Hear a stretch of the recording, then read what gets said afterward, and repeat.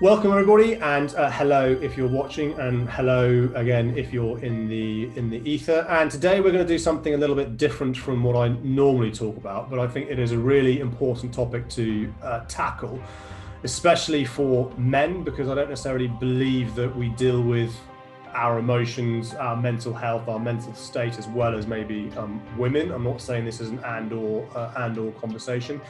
And a social media post on LinkedIn caught my attention from a friend's and a former client's, Amir, who just talked about what he's been doing for Mind during the month of November, which is the month where November kind of focuses on mental health, and you can see that Amir's got a fabulous moustache on his face. So, Amir, thank you so much, for agreeing to come on this, because I know that we were talking off air what you were thinking. So enough about me. Amir, let's hear your story, why you're passionate about this, passionate about Mind in particular as a charity, and let's be open and talk about it.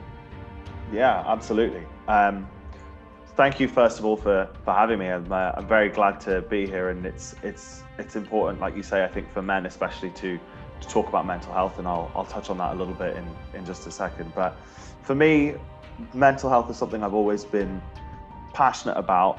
I think especially as a young teenager, and when you're going through adolescence, just the idea of, you have your ups and downs, and that's fine, and everybody does. But I think especially as a man, this wasn't even that long ago, and attitudes have changed since then, but since I was growing up and was a teenager, and the start of the tens, the attitude was still get on with it, don't talk about it doesn't really matter, you can just get over it, man up, all of that kind of thing. And I used to think that I was just maybe a little bit sensitive, and I used to try to really be tough and all of that kind of thing. And I think when I was around the age of 18 was when I had my first proper tussle, I think, with mental health. And it was more, rather than one thing in particular, it was more just, I'd say, a mix of mental health aspects, rather than a sort of a severe bout with depression or anything else. It was more, for me, it was more around what I later learned was one of the symptoms of OCD, although I wouldn't say that I have OCD, but was around the idea of uncontrollable thoughts, and then the sort of compulsions that you have the physical compulsions you have to try and stop your, as almost like you're trying to combat yourself from thinking or feeling certain things, and trying to bring that under control.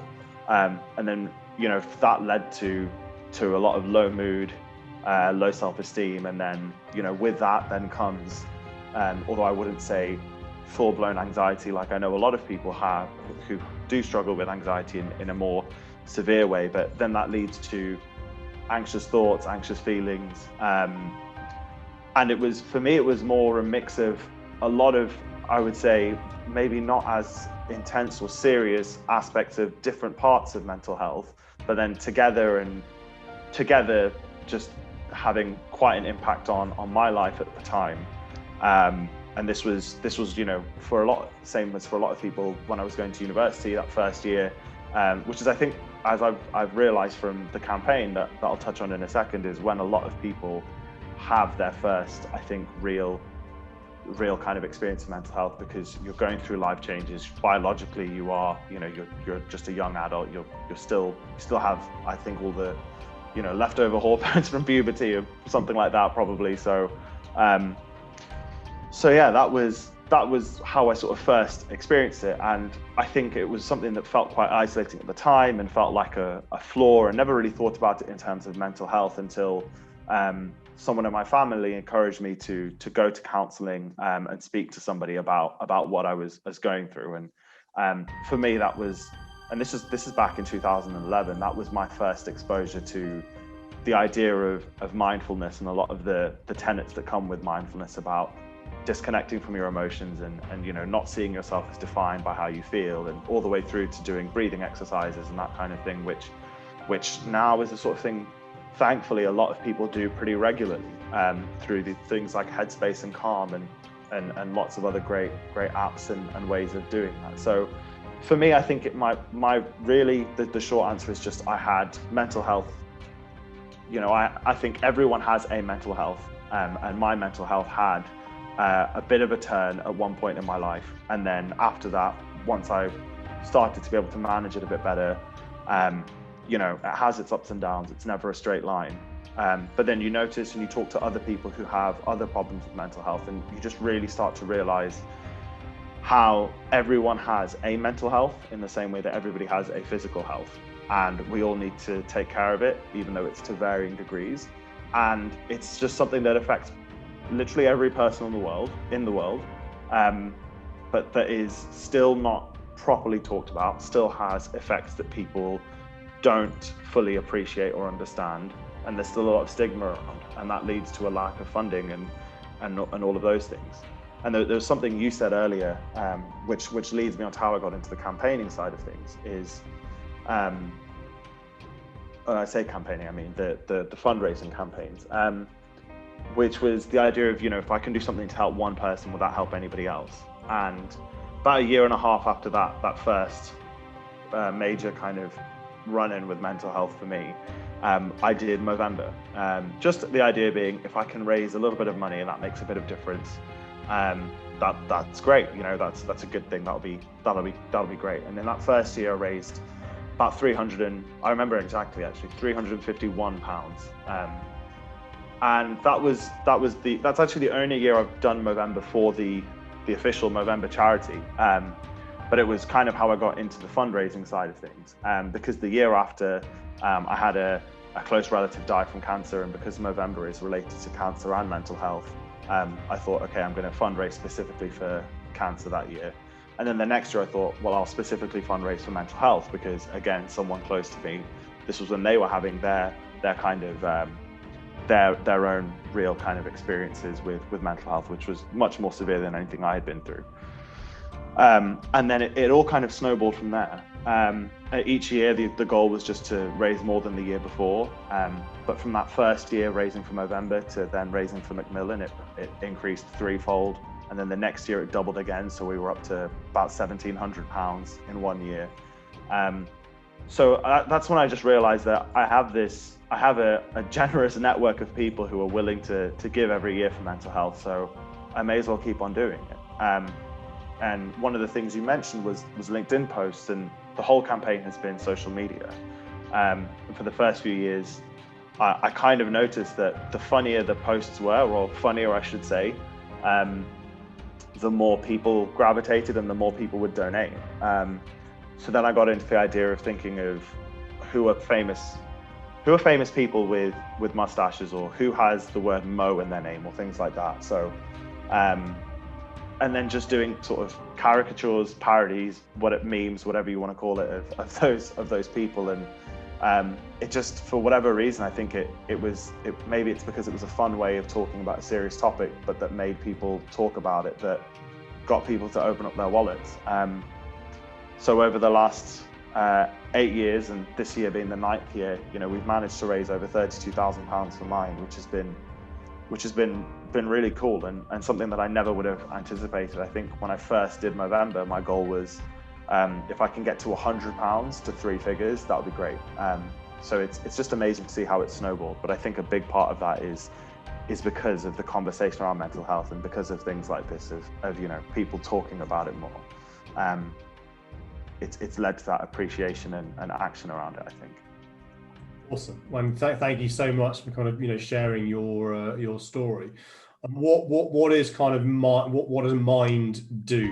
What's their kind of their purpose in terms of the money that you've raised, you know, for them? How is that going to help them help people? Yeah, absolutely, and it's a great question. And I had the good fortune last year of, before everything was shut down, to actually go to the Mind headquarters office and just meet some of the staff and talk to them about it. I think the great thing about Mind is they do things at all levels of of action that needs to be done around mental health. They'll do campaigns and things to raise awareness, and awareness is something that I want to talk about in a second, actually. But they do loads of stuff to raise around awareness. They have talking therapies and helplines for people. They put lots of good resources out on the internet and on social media that I think are really valuable for people. But then they campaign at a political level as well. So even just as recently as yesterday, Mind helped push the government into taking action on and recognizing the effects of mental health in the pandemic. And I don't remember the specific. I don't remember specifically what was passed, but it came up my LinkedIn feed, and I thought to myself, that makes me really proud to support Mind. So that they've lobbied for years to the government for statutory changes around mental health, and that stuff makes a difference, because raising money is super important, and being able to fund the talking therapies and things that they do like that is really important. But I think people don't necessarily realize how many resources are involved in a charity, and how much goes into being able to successfully make changes like that happen on an institutional level.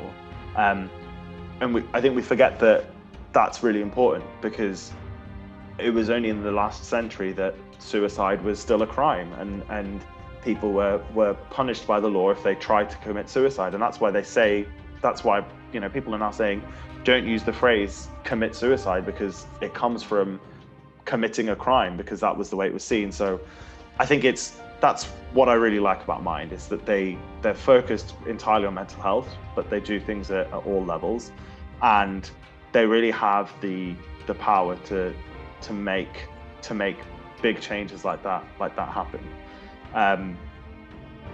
Yeah. No, that's and I had no idea that the term commit suicide. I actually completely forgotten that suicide was a crime back then. I had no concept of the word commit in terms of, obviously has the legal connotation, the legal connotations to it. So just taking a step back, then you mentioned when you started to realize that something wasn't quite right in your head, and we've touched on that, and you and I were talking about this before we came on air, is that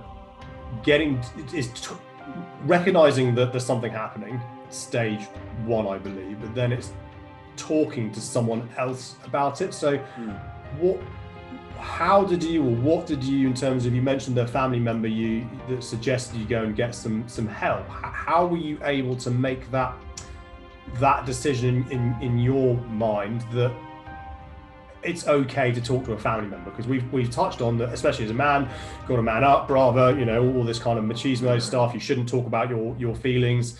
So how do you then go to your dad, your mum, your brother, your sister, your aunt, your uncle, your grandparents, whomever, to go, actually, I'm not feeling great mentally, and I need help? Yeah, that's a great question. For me, it kind of happened in two ways for me. I think at first I'd got to the point where I started to realize that, and I don't know what it was that made me realize this. I don't know if it was through media and things becoming a bit more, the idea of opening up and talking, that narrative becoming more prevalent. But I had started to talk to people who were close to me about things related to what my mental state was, but not about it directly. So I would talk about all the problems that were happening as a side effect, but I would never talk about that root cause. And I personally felt a real sort of shame around it. And I didn't want to tell anyone. And I think the shame aspect of it is what made it so much worse for me. I felt like I was, you're 18 years old, you're really gung-ho, you feel a bit invincible, and you feel like, life's perfect, life's great. Why do I feel this way? I personally, I'm very lucky to come from I have a very privileged background, and I remember thinking to myself, I have no reason to feel this way. Why am I feeling this way? And that's how it ended up impacting my mood and my self-image, because it was kind of that sort of first brick that sort of fell, and that was what really, everything else came tumbling down. So I think what really ended up, I think I kind of got to the point where I had to speak to somebody about it, because it was just, I think it just started to affect me so much that people close to me were able to tell that there was something wrong, even though I wasn't talking about it. And I think one day I was, and because I would feel upset, and one thing men don't talk about is crying, and I was feeling incredibly low mood, incredibly low self-esteem at this point, and I used to cry in secret, used to do all the things that come with bad mental health in secret, out of shame, and I was still living at home at the time. I hadn't moved to university yet, so my mum just found me and just started talking to me, and that was when I started to realize that I could talk about it. But even then, it was still about 9 months until I went to, about 6 to 9 months, I would say, until I went and spoke to somebody properly. And I think by that point, it was just the idea of, I've tried talking to friends about it. I've tried, at the time, I thought I'd done everything I could about it. So I thought, I need to speak to somebody now.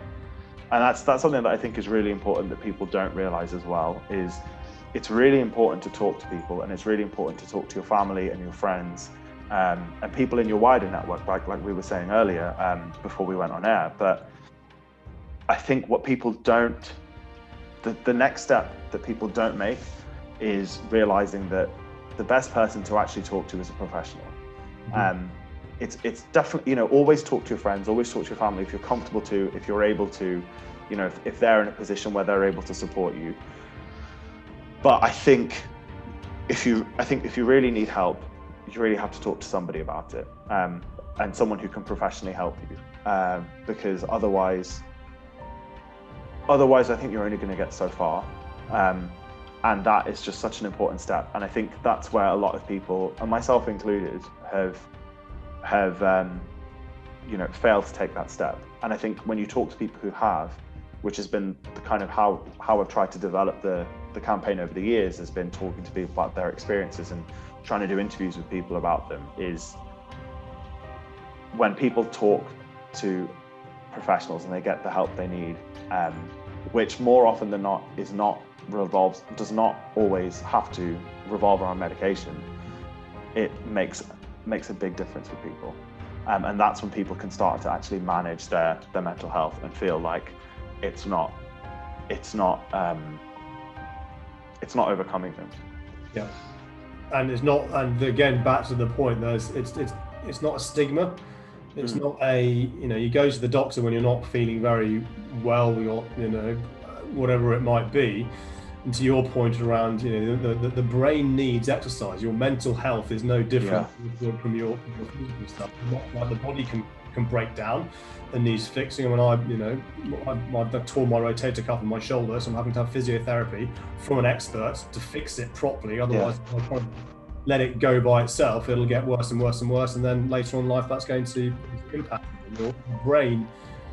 Is no different from that. I don't want this to be about me. This is very much about you and your experience. But the pandemic. And then I want to come on to maybe mental health in the workplace, because I do believe that in some industries, possibly all industries, that's not being looked at enough. But the pandemic is for everybody. It is for everyone. Now, yesterday, our Prime Minister is saying that the virus doesn't know it's Christmas, doesn't care what time of year it is. And back to your point around being from a privileged background, I'm from a very privileged background. I'm very fortunate to be in the situation that I'm in. I live in a very nice house. My wife and I have their own office space. We have a decent sized garden. We've been able to have childcare the whole way through. Hugely fortunate. We've had it really, really easy compared to other people.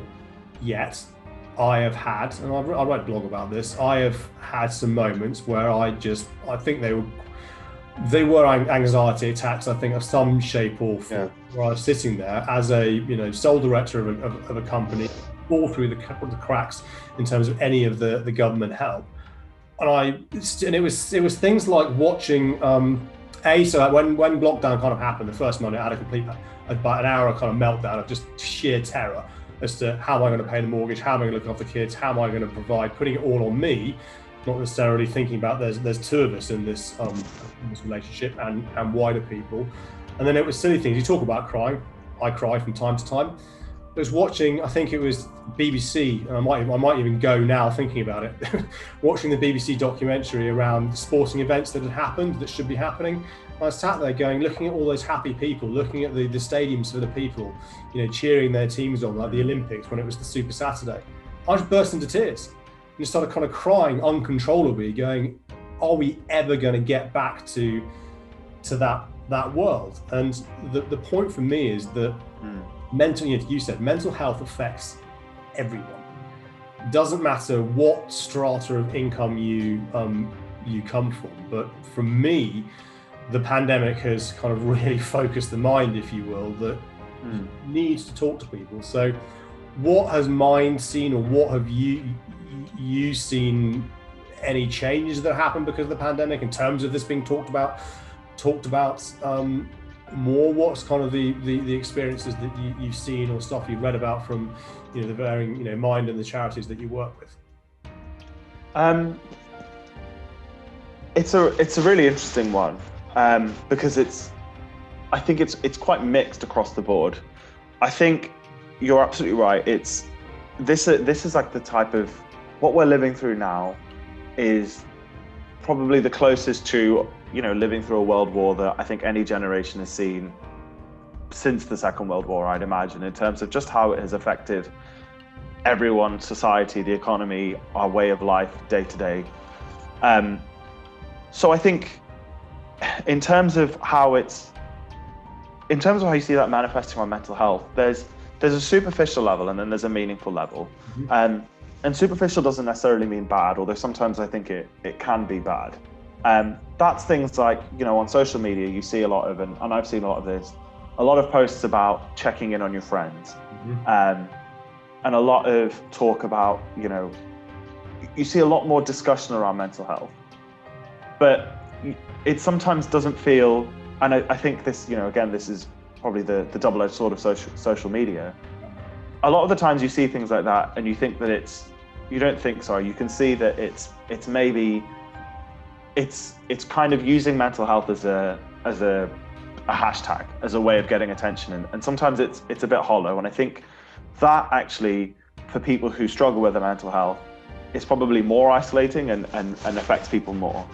I think that idea of raising awareness, and this is something that I've really noticed over the pandemic.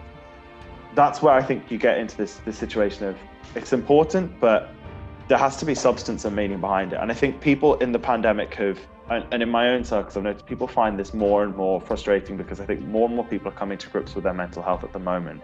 And I've spoken to, as part of this year's campaign and part of the interviews, a lot of people who have said, I haven't really struggled with my mental health until now. So I think people are waking up and sniffing out when things are disingenuous about mental health a bit more, which is good, and it's also bad, because you don't want it to damage the overall narrative and importance around mental health that is there. But that's one thing that I've really noticed, is that kind of, one, the sort of broader realization of a lot of people around mental health, and two, also I think people are now more aware of when, of the way that people can sometimes, romanticize mental health, which is equally bad and dangerous in terms of misconceptions and stigma. On the other hand, or perhaps on the same hand, you probably see the government talking a lot more about mental health than they ever have done. I mean, I've never noticed the government refer to mental health as much as they have. When they talk about the negative sides of lockdown and the impacts of lockdown and the effect it has on people's mental health, which is good. But then, why have we never heard the government talk about this before in such a way? And ultimately it is a good thing, but you realize, and I think it's down to the organizations like Mind and the Movember charity and Samaritans and all of the other great charities and organizations out there who have really worked to actually raise the profile and importance of mental health, that it's being given the attention being given more attention it needs. I'm sure it could deserve even more attention now, but it's getting more and more attention during the pandemic than I think it probably would have done otherwise. So I think you're seeing that side of things as well. And again, that kind of comes back to that earlier point. And I found it on my I was on my Facebook feed, so I've managed to recall what the thing that mine did was, which was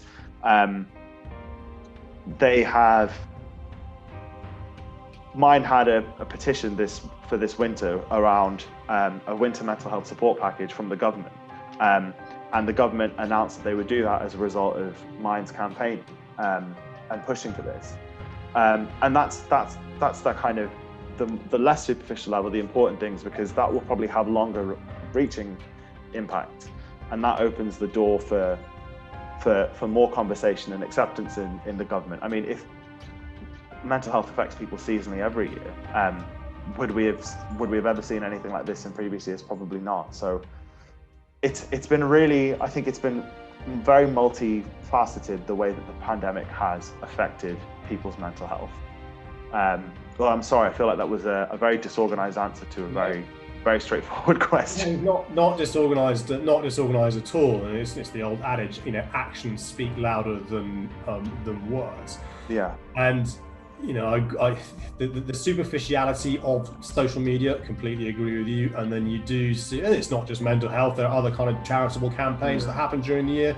And you see kind of from a corporate level to individual levels, kind of people jumping on the bandwagon per se, because they need to be seen to be talking about it. Yeah. But just to kind of flip that on its head, and is this something to consider the likes of mine to kind of also offer this service? And this is going to kind of move me then into kind of that workplace environment, but also, for anybody listening to this, it's also, do we need to train people, coach people, how to have the conversation with people that maybe they suspect have got mental health issues, but without it coming across as being superficial, or they themselves are kind of fearful, I don't know how to handle this, so I'm going to let someone else deal with what I perceive to be a problem. So much like you approaching your parents, but your family your family spotting things, my guess is there may be people out there, I'm thinking, and again, let's think from a workplace environment, managers of teams, leaders, whatever level it is, they're just not equipped to go, well, it's the employee-employer relationship. That's a personal thing, take that home. I'm not equipped to even deal with that. Absolutely. I think that is a real problem. And I think that people do need to be trained around that. But it's I guess I think that comes down to a few different aspects, I think. One, I think, some managers in a lot of organizations probably don't get any people management training at all, let alone how to do this. But on the flip side, which is a good thing, is organizations are offering things like, and not companies, but charities are able to do this now, where they offer mental health first aid, which, on the face of it, to a lot of people probably sounds ridiculous. What is mental health first aid? But that's what that revolves around, is being able to have those conversations with people, being able to help somebody if they're having a panic attack, and being able to spot things in other colleagues, people you work with, or people in your life, and being able to give them those first steps of help. And I've not personally done this, not yet anyway, but I know of a couple of people who have done it, and somebody spoke about it in their interview last year for the fundraising campaign, which was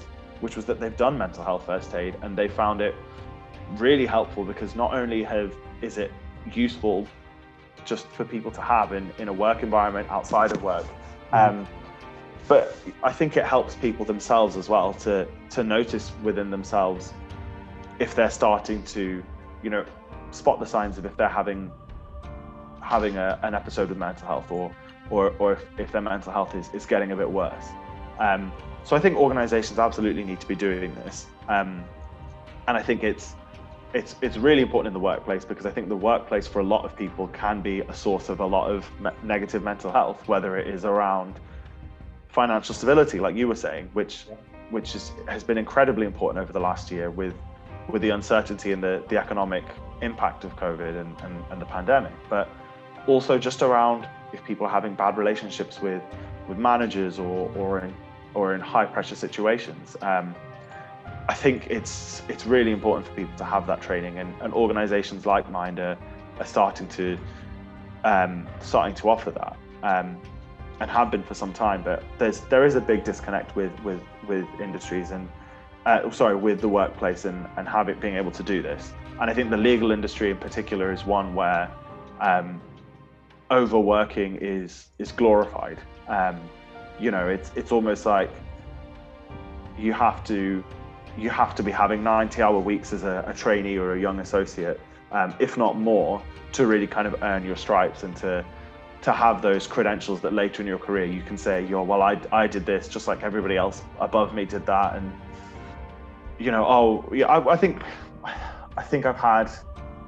I probably can't remember the number of friends I've had who, when they were doing their training contracts, would be talking about their, the magic roundabout of going home in one suit, having a nap and a shower, and then going back into the office in another one.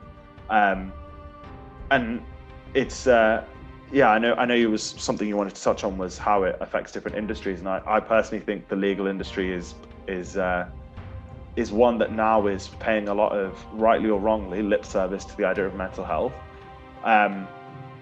but also has a lot to answer for in terms of that sort of work yourself to burn the candle at both ends type of mentality, which isn't healthy and causes further mental health problems, I think. I agree, and we both are in that industry, and we see it from the kind of you see it from a slightly different lens from your perspective. I see it from a slightly different lens from my perspective, and I hope it doesn't take. We've already seen some tragedy over the last 18 months in terms of, and again at a very senior level. This isn't like necessarily juniors. This is people at senior leadership, really senior leadership level, from global firms, unfortunately taking what they believe is the only route out of this situation, which the knock-on effect of that is just terrible in terms of the human tragedy that has. And I agree with you. I know that a lot of work needs to be done, and we'll see what comes of that, as it were. Yeah, absolutely. Indeed. And that kind of comes back to the idea of, I think, talking about it as well, and we refer, that final step and suicide is something that people, I think, as we still talk about mental health, and as the conversation gets better around it, I think there's still an element of, not necessarily maybe stigma, but maybe awkwardness or uncertainty around those conversations when it gets to that really, really severe side.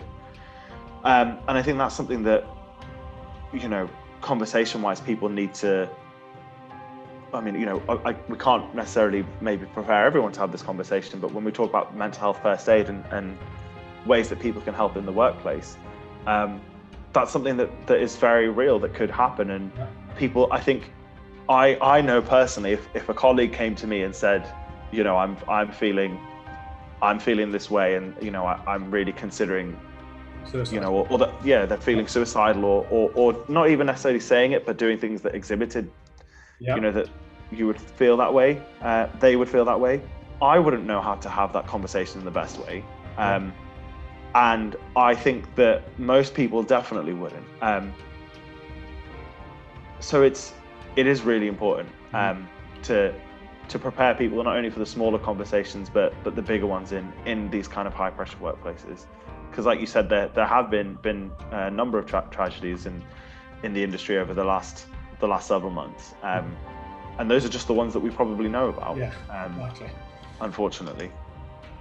Indeed, and it's suicide. It needs to be talked about. It's a thing. It happens, and it's impacted me, not directly, but friend, someone I was friends with in my teenage years, way back when, last summer, married, appeared to be happily married, went missing, post on Facebook, can we find him? And unfortunately, 2 days later, he was found, and what that's left behind. And you think back to looking back at, people were posting photos of all of us down in Devon at the beach together, laughing, happy, smiling, and you think, Christ, if only, only he got the phone to me, only he could talk to somebody. He's left a loving wife and two children behind, and it's just the wider impact that has. But the brain's a funny thing, the mind is a funny thing. If it gets you into such a situation that you genuinely believe that is the only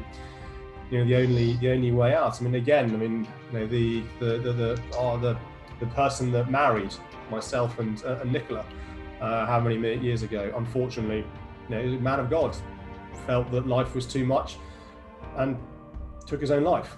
And it's just, you sit there and think, how can someone like that, when we look back at our wedding videos, end up in that situation? A man of God, a man of Christ, in terms of, religion's a separate thing. It's like, it impacts everybody. So that's why I wanted to not talk about it, but this in terms of all of it is get you on here to just talk as two men, because it's we don't talk about it. And to your point, I know that you were wrestling with this beforehand, is that if what Amir and I have talked about, any of you, this changes your thought process and gets you to want to pick up the phone to me, pick up the phone to Amir.